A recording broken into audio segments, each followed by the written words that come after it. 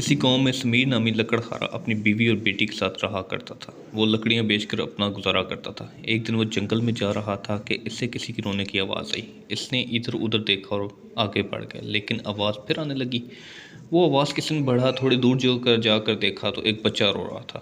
سمیر نے بچے سے رونے کی وجہ پوچھی تو بچہ کہنے لگا کہ میرے ماں باپ کل اس نہر میں ڈوب گئے اور میں اکیلا رہ گیا۔ سمیر نے کچھ سوچا اور اس بچے کو گھر لے گیا۔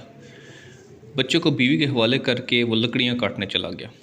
آج اسے لکڑیاں لے کر بازار جانا تھا۔ وہ بازار گیا تو ایک فیکٹری کے سیٹھ نے اس سے کہا کہ آج تمہاری ساری لکڑیاں میں خریدوں گا۔ یہ سن کر سمیر خوش ہو گیا۔ سیٹھ نے اسے دگنی رقم دے دی۔ اس نے بچے کے لیے کچھ کپڑے خریدے اور گھر آیا۔ گھر آ کر اسے پتہ چلا کہ بچے کا نام حمزہ تھا۔ دوسرے دن وہ پھر بازار آیا۔ آج سیٹھ نے اس سے کہا کہ مجھے اپنے کام کے لیے ایک ایماندار آدمی کی ضرورت ہے اور تم اس کام کے لیے بہترین رہو گے۔ کیا تم یہ کام کرو گے؟